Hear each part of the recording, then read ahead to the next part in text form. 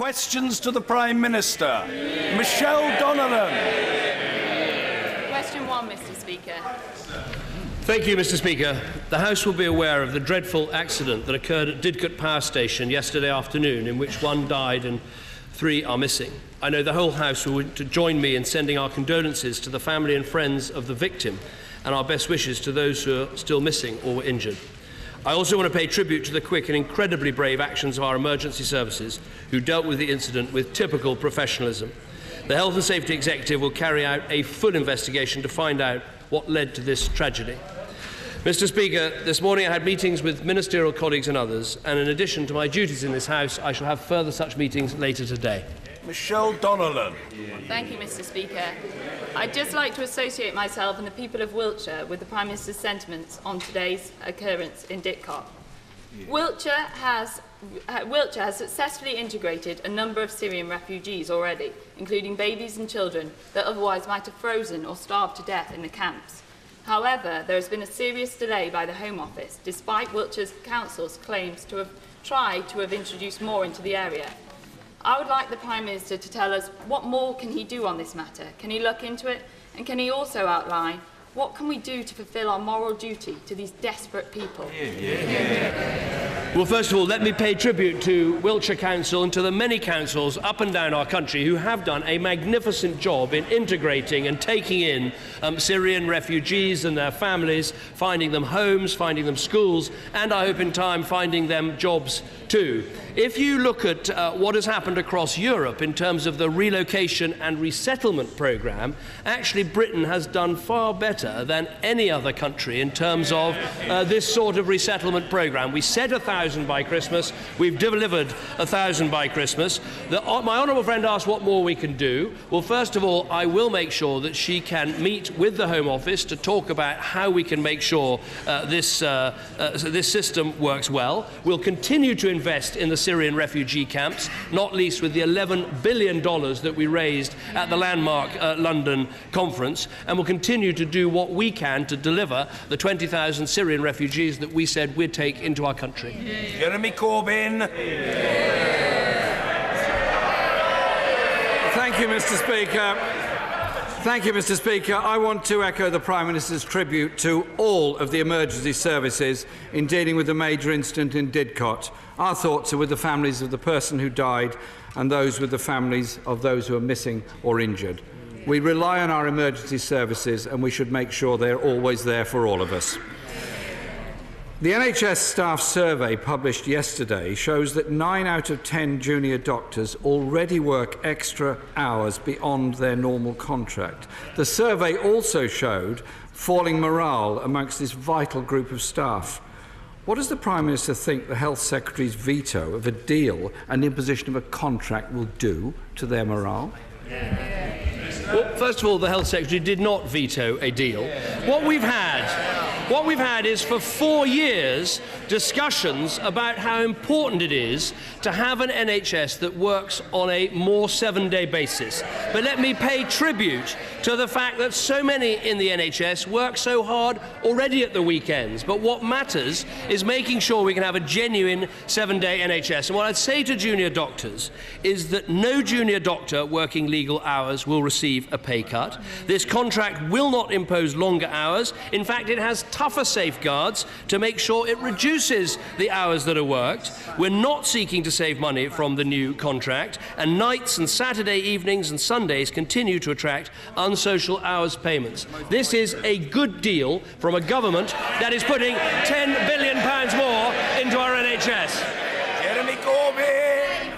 Mr. Speaker, this dispute with the junior doctors has been on the basis of misrepresented research about weekend mortality.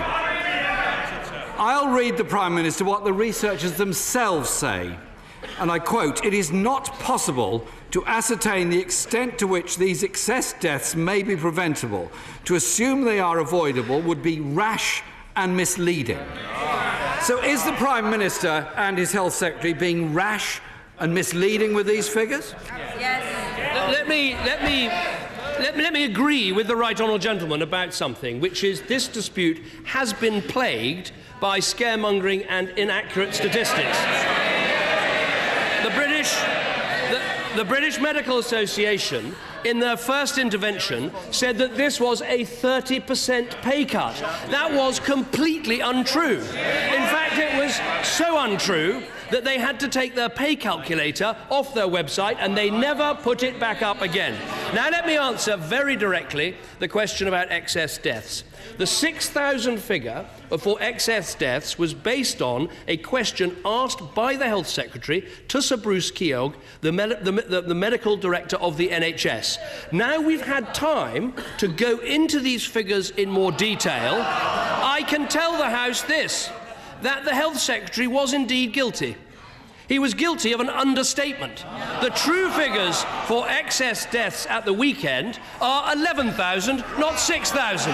So perhaps the right honourable gentleman will now withdraw his totally unjustified attack on the Health Secretary. Will he withdraw it now he knows the figures?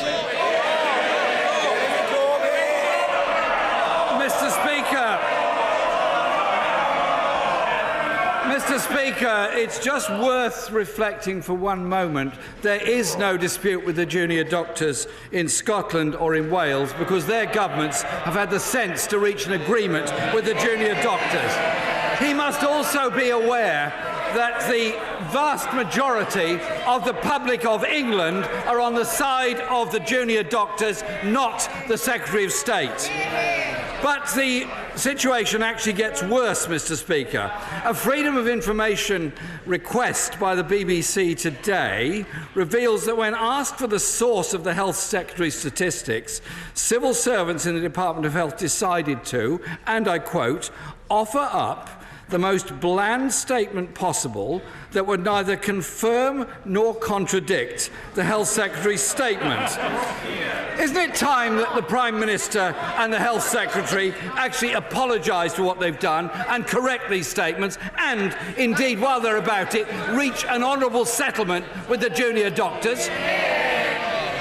I think that the best can be said there is he wrote that question before he heard my answer. I've given the fullest possible description of how the figure for 6,000 excess deaths was arrived at, and now the true figure being 11,000. But I note that there's absolutely no withdrawal of his accusation against the Health Secretary, even after he gets those figures. Now, he says there's no dispute in Scotland and Wales with the junior doctors. Well, the reason for that is in Scotland and Wales, they are not trying to create more of a 7-day NHS. Now, that 7-day NHS was not only in our manifesto, because I want to make sure that hard-working people can access health services at an equal rate right through the week, because you don't just get ill in the weekdays, but also if he reads his own party's report into their election defeat, they admit that the concept of a 7-day NHS was a very popular concept, and it is. So what I would say to him is you can see in England we are putting £10 billion more into the NHS. We've got 10,000 more doctors. We've got 10,000 more nurses. We're treating more patients. We now have a settlement of the GP contract. We have a settlement now of the junior doctors contract. We are building a strong NHS for patients, and that's what this is about.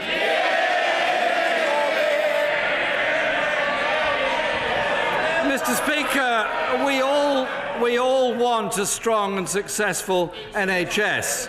You don't achieve that by provoking industrial action, misrepresenting research, or failing to get a grip on the cost of agency staff in the NHS, which now amounts to £4 billion.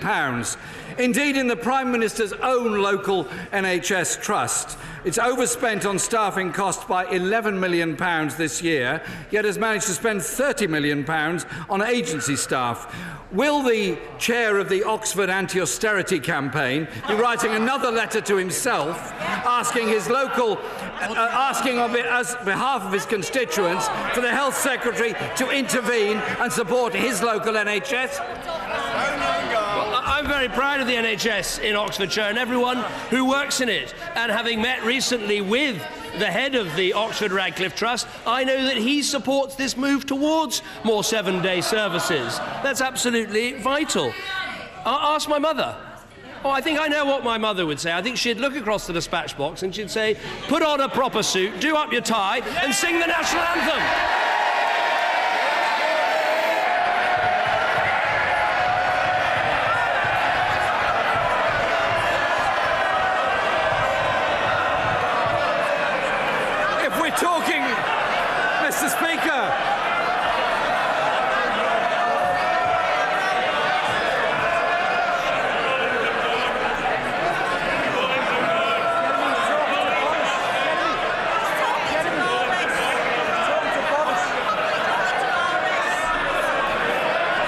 Mr. Speaker, if we're talking of motherly advice, my late mother would have said, stand up for the principle of a health service free at the point of use for everybody. Because that's what she dedicated her life to, as did many of her generation. Mr. Speaker, we are 3/4 of the way past into this financial year. The NHS deficit is already £2.26 billion. 53% of NHS trust finance directors say the quality of care in their local area has worsened in this year. What will the deficit be by the end of next month? We will get deficits down because we're clamping down on the staffing agencies, on expensive management consultants, and introducing better public procurement. But the Honourable Gentleman has to recognise this. We said that we would back the Steinman-Stevens plan, which means at least £8 billion more into the NHS, although we put £10 billion more into the NHS. At the last election and subsequently, Labour have refused to back that extra money. And so when you look at the NHS today, and my mother is equally proud of the NHS as I am, and I know she would be pleased to know 1.9 million more people going to A&E, 1.6 million more operations, 10,700 more doctors, 11,800 more nurses. And I have to say, I think if Nye Bevan was here today, he'd want a 7-day NHS because he knew the NHS was for patients up and down our country. Nye Bevan would be turning in his grave if he could hear the Prime Minister's attitude towards the NHS. He was a man with vision. He was a man with vision who wanted a health service for the good of all. I tell you, Mr. Speaker, our health service is run by brilliant people. Brilliant doctors, brilliant nurses, brilliant staff. But I've got a question for the Prime Minister from one of those brilliant doctors. His name is Ashraf. And he sent me a question saying this: as a doctor, I know full well the stresses on the NHS and the shortcomings. We already have a 7-day emergency services. How does increasing elective work improve safety at the weekend? If a truly 7-day NHS is wanted, we need more nurses, more admin staff, more porters, radiographers, physios, all the other vital workers. Will the Prime Minister now, today, commit to publishing the Department of Health's analysis of the real cost of introducing a 7-day NHS, and will he be prepared to pay for it rather than picking a fight with the junior doctors who want to deliver it? What I think is not clear is whether or not Labour support a 7-day NHS or not. Now, we do support a 7-day NHS, and that is why we're putting in the £10 billion. That's why we're putting in 10,000 more doctors, putting in 11,000 more nurses, and crucially, yes, that is why we are looking at the contracts in the NHS to make sure it can work on a more 7-day basis. Now, the truth is this: you can go to hospitals today in our country, like the Salford Royal in the northwest of England, where they're already operating on a 7-day basis within the existing budgets. Now, this is good because they're using all their equipment on a 7-day basis. They're carrying out consultations 7 days of the week. They carry out some operations 7 days a week. That actually is good for the hospital, good for the staff working in it, and above all, it's good for patients. We don't just get ill on Monday to Friday. I want a world-class NHS. We are funding a world-class NHS. We've got world-class people working in our NHS, and together we're going to build that 7-day NHS. Chris Davis. Thank you, Mr. Speaker. With such a large number of schools in Brecon and Radnorshire facing the prospect of closure, what can my right honourable friend do to encourage the Welsh Assembly to convert state schools into free schools and academies, in order that my constituents can benefit from the improvements to education that English pupils are seeing, and hopefully save these excellent schools from closure? Well, obviously, the issue of education is devolved in Wales. It's a responsibility for the Welsh Assembly Government, but I would urge them to focus that a good education depends not only on the finance, which is there because of the way the Barnett formula works and because of the decisions we've taken about funding NHS in England. I would say it also requires high standards and the publication of league tables so people can see how their children are doing. And crucially, it requires these structural reforms, free schools, academies, introducing some diversity, some competition, and getting organisations that are passionate about education to provide state education. We want all the best organisations in there providing the best education for our children. Angus Robertson.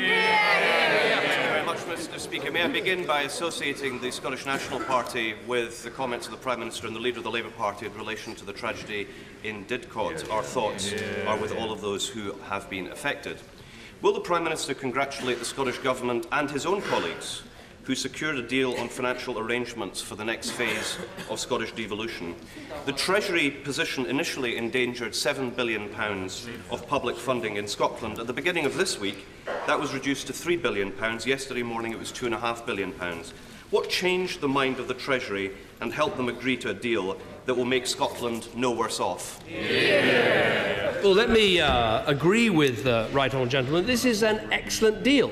It is an excellent deal for Scotland, but it's also an excellent deal for the United Kingdom. For those of us who want to keep the United Kingdom together, what we've just demonstrated is that you can have full-on devolution with a powerhouse parliament, with a fair fiscal settlement inside the United Kingdom. And I think that is something to be celebrated. Now we're going to move to the situation where the Scottish Government and the Scottish Parliament will have to start talking about policies and decisions rather than processes. But I'm happy that the negotiations went as they did. I'm happy we have a good outcome, and I'm happy that Lord Smith, who is responsible for so much of this work, put out a statement saying this delivers Smith and the principles in full. So no more grievance, no more fussing about process, no more arguments about the arrangements. Now is time to get on and govern.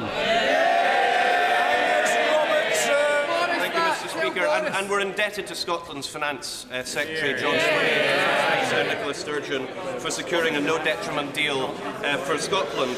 The Prime Minister is right that all parties will have to lay out their plans in advance of the May election. So, could you answer this question? Is it actually true that in this time of austerity, his party, the Conservative Party, is planning tax cuts for higher earners in Scotland? Well, it'll be Ruth Davidson, who is the only proper opposition figure in Scotland, who'll be setting out the plans. If you're worried in Scotland about having a bit of a one-party state and a lack of accountability, if you think that the Labour Party in Scotland's lost its way, there is only one choice, and that is Ruth. But I'll say this. I think there are opportunities to cut taxes. There are opportunities to sharpen incentives. There are opportunities to attract businesses and people into Scotland. And I'm sure that Ruth will be making those arguments. And as she does, whatever she decides, she'll have my full and unequivocal support.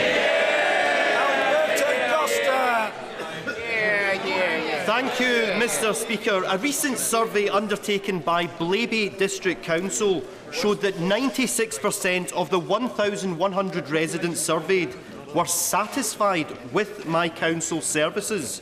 Would my right honourable friend join me in paying tribute to the leader of the council, Conservative leader Terry Richardson, his councillor colleagues and all the officers in Blaby District Council who, whilst making savings that are necessary, are continuing to deliver a first-class service to the residents of South Leicestershire?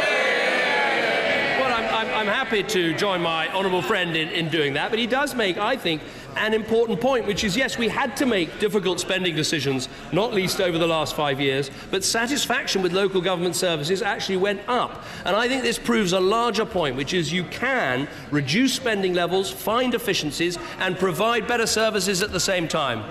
Gray.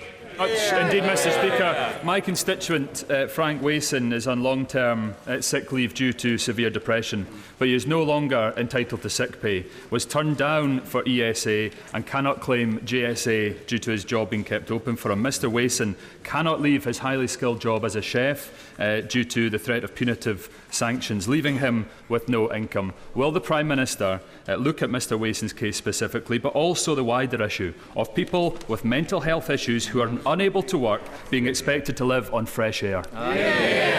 I'm very happy to look at the individual case, because the way our benefit system should work is clear, that if you are unable to work but with help could work, you should go on to employment and support allowance on the work-related activity group and get that help. If you're unable to work, you go on to the support group, you get a higher amount of money. It's not means tested, it's not time limited. For people who have mental health issues and difficulties, you've also got the new personal independence payment system, which can address some of those. So quite rightly, for a generous and compassionate country, we have a benefit system that supports those who cannot work while making sure that those who can work are encouraged to do so. He's through. Thank you, Mr Speaker. It's fantastic news that unemployment in my constituency has fallen by 62% since 2010. However, I'm committed to helping even more residents back into work as we work towards our target of full employment. That is why on March the 18th I'll be holding a community and jobs fair, bringing together employers and the voluntary sector for residents to find out the many ways they can get suitable employment and support from charities. I would like to invite the Prime Minister to come along to this event and see for himself the resourcefulness the residents of Erewash do have. Well, let me thank my honourable friend, and I'm sure I'll be doing quite a lot of touring the country in the weeks to come, and perhaps a visit to Erewash would be very worthwhile. I've visited her constituency before. Look, we have now a much lower unemployment rate. When you look across Europe, our rate, just above 5%, is one of the lowest in Europe. But even at that rate, there's still a lot more to do to match the jobs that are being created to the people that want to work, and jobs fairs and apprenticeships and training programmes are absolutely essential so that we deliver on what we promised, which is full employment. Ian Blackford. Thank you, Mr Speaker. The Prime Minister likes to go on about the importance of returning sovereignty to this House. Can I remind the Prime Minister that on the 7th of January we debated the issue of women's state pension and the fact that women are being discriminated by the pace of state pension increase. The House divided that day 158 votes to 0 and asked the Government to mitigate the effects of this. Why has the Government not respected the sovereignty of the vote of this Parliament?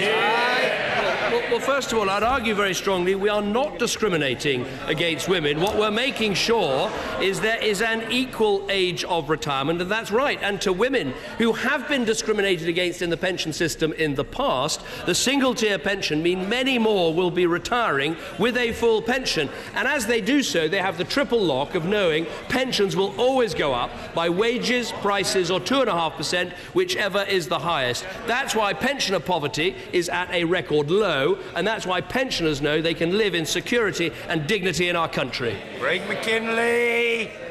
Speaker, South Thanet lags behind much of the South East across very many indices.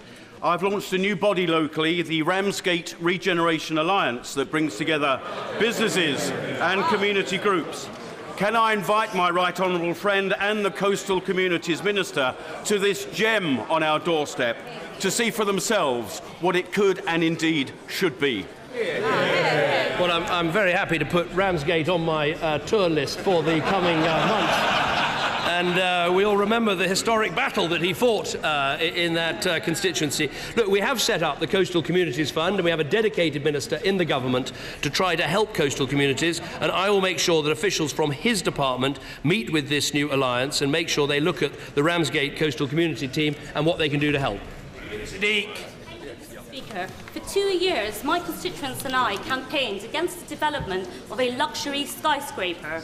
The local councillors listened and rejected the plans, but then the Conservative Minister for Local Government called in the decision and overturned the wishes of the community, showing utter disrespect for local democracy. The Prime Minister preaches localism, but will he finally admit that his government only believes in the devolution of blame for cuts, not the devolution of actual power for local communities? We have a long-standing system for local planning, but also being able to call in decisions, and that operated all the time under the last Labour government. If anything, our local planning system is actually putting more power in the hands of local people, because once they've completed their local plan, it's then much easier to say yes to developments that are within that plan and no to developments that are outside it. You merryman! Mr. Speaker. Last Friday, I made separate visits to 3 families, all of whom have a child suffering from acute mental health difficulties, which the families felt had not been adequately assessed at the early stages by CAMHS. Colleagues from across the chamber will be all too familiar with such visits. I welcome the Prime Minister's recent commitment to reform mental health provision for young people. Can I ask him to consider reviewing the provision of initial stage treatment, and ask that he continues to be the champion for these vulnerable and brave children? Well, let me thank my honourable friend for his question. He's right that children and young people's mental health is a priority for this government. I think we can all agree across this House this is not an area that has had adequate attention or adequate investment for many years. I would highlight particularly the problems of psychosis, sometimes caused by drug use. I'd also raise the huge problem of eating disorders, where we see a rapid increase in the number of people suffering. We have gone a long way in increasing the number of talking therapies. Something like 740,000 more people are accessing those therapies when this government came to office, but we recognise there's more to be done, and that's why we're investing £1.4 billion in system-wide transformation across children and adolescents' mental health. Richard Arkless. Thank you, Mr. Speaker. Last week, Scottish Power refused to attend an evidence session with the cashback APPG, where crucial new evidence was uncovered. As a former consumer litigator, I am utterly convinced that over 2,000 of my constituents and over 500,000 people in the UK are owed cashbacks from Scottish Power. Given this is a scandal of potentially huge proportions, will the Prime Minister agree to meet with me in the cross-party APPG to discuss how we can ensure that these ordinary, hard-working people receive the cashbacks they were promised from Scottish Power? No, well, I'm glad the honourable gentleman has raised this, because it's been raised on previous occasions by the honourable member for, my honourable friend, the member for Aberconwy, and I know the cross-party group has done some very useful work. My understanding is, of course, that any alleged wrongdoing should be fully investigated. Ofgem can impose fines if they find companies have breached their licence, and I'm very happy to arrange for a meeting between him and other members of the all-party group with the relevant ministers in the Department of Energy and Climate Change, so we can try and get this fixed. Michael Ellis. Thank you, Mr. Speaker. Thank you very much, Mr. Speaker. Does my right honourable friend agree with me that with the NATO summit in Warsaw pending, with the threat of expansionism from Putin's Russia and the national security threat from Daesh, we are right in this party, in this government, to support 2% of our GDP towards defence? And isn't he shocked at the failure of the party opposite to do likewise? I think my honourable friend makes an important point, which is we do face an insecure and unstable world, particularly with what Putin has done in the Ukraine, particularly with what we see in Syria, and that's why I think 2% spending on defence and making sure we renew our nuclear deterrent is the right answer. To be fair to the Labour Party, they have got an answer. They're not going to spend 2%, they're not going to renew our Trident submarines, but they've come up with a really brilliant answer. They are bringing back, as their spokesman and spin doctor, Damien McBride. That is, 6 months after saying, and this is the Leader of the Opposition, we can win in 2020, but only if we spend the next 5 years building this movement and putting forward a vision for the new kind of politics. Honest, kinder, and more caring. 6 months on, Damien McBride is back. That says it all.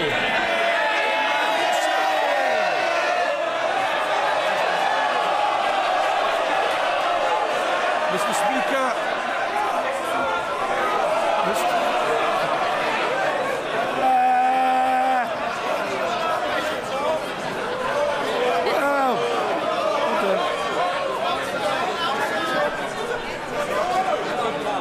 Colleagues are calling for more.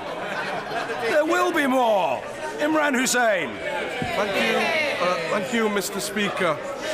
Last week, I visited Palestine along with several of my honourable friends, where we visited the home of Nora and her family, who have lived in the old city of East Jerusalem since 1953.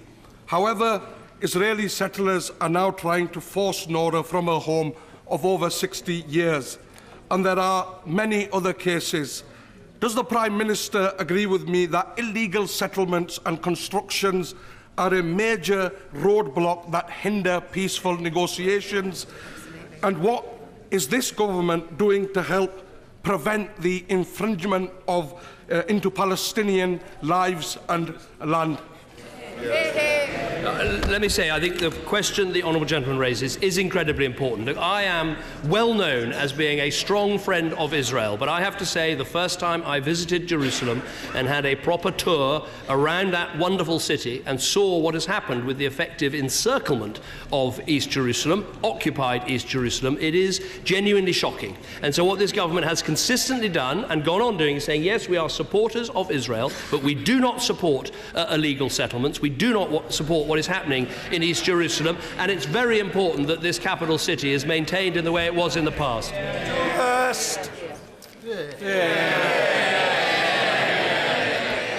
Thank you, Mr. Speaker. One of my constituents, Alex Bagnall, is fighting to have his son brought back to the UK after he was taken to Poland by the mother illegally as per the Hague Treaty.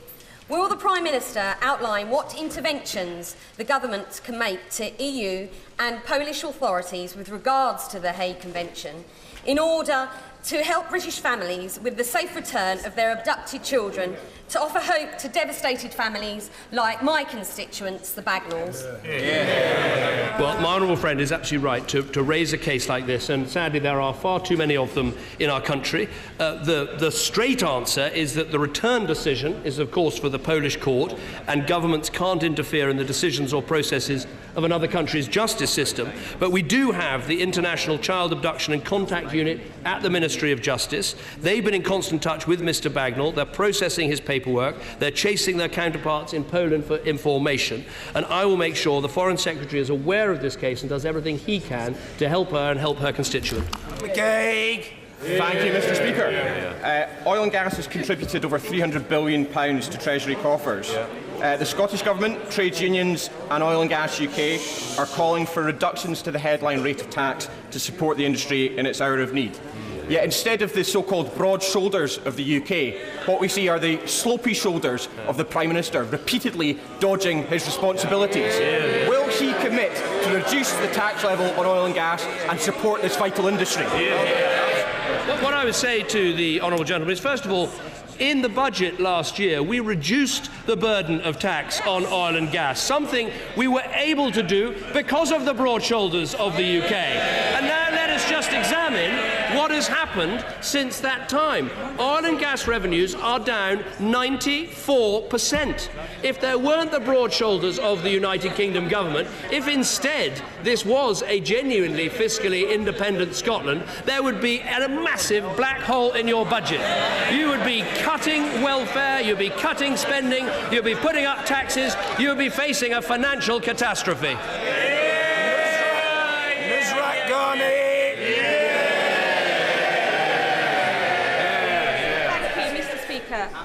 Every week, 2 women are killed in England and Wales by a current or former partner. The perpetrator is the problem. The question is not why doesn't she leave, but why doesn't he stop? The Sussex Police and Crime Commissioner is piloting a programme called Drive, which aims to change the behaviour of offenders. In advance of his new strategy to tackle violence against women and girls, will the Prime Minister join me in congratulating Katie Bourne for tackling domestic violence across Sussex? I think my honourable friend is absolutely right to raise this. The crime of domestic violence, we have got better at tackling, but there's still so much more to do. I think Katie Bourne, who I know does an excellent job as the Police and Crime Commissioner, I think actually this is a good example of the sort of thing that Police and Crime Commissioners, with the higher profile than police authorities ever had, can give a real lead on, and I would urge others around the country to do exactly that. We also need to make sure we're policing these incidents properly. We also need to change the culture, but I think Police and Crime Commissioners like Katie Bourne can help lead the way. Nigel Dodds. Speaker, as the Prime Minister knows, resources were ring-fenced following the Fresh Start agreement in November to help Northern Ireland deal with legacy cases. Will the Prime Minister consider releasing some of that money, as has been hinted at by the Secretary of State, to help the police service in Northern Ireland as they face increasing pressures in frontline policing? And will he take the opportunity to reaffirm that there will be no rewriting of the past in Northern Ireland to legitimise terrorism or to promote a pernicious narrative that is about making equivalent the security forces and terrorists?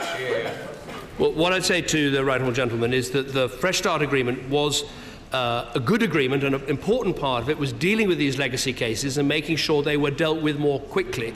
To me, it's always been about trying to heal the hurt of the legacy cases rather than trying to write new narratives. I'll look carefully at what he says about resources, because we need to make sure that the policing of Northern Ireland continues to be properly resourced, not least because we still face a terrorist threat today. Finally, Owen Paterson. Thank you, Mr. Speaker.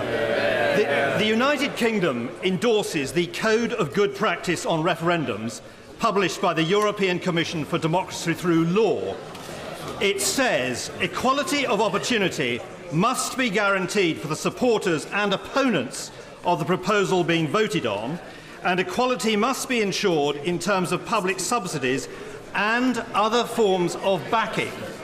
Yesterday, Sir Jeremy Hayward sent a letter round to departments preventing ministers from having access to civil service briefing. Had the Prime Minister checked whether that letter was compatible with the guidelines on neutrality? Now, I'm very happy with the letter that was sent out for this reason, which is the government has a position on this issue. The government's position is that we'll be better off in a reformed European Union.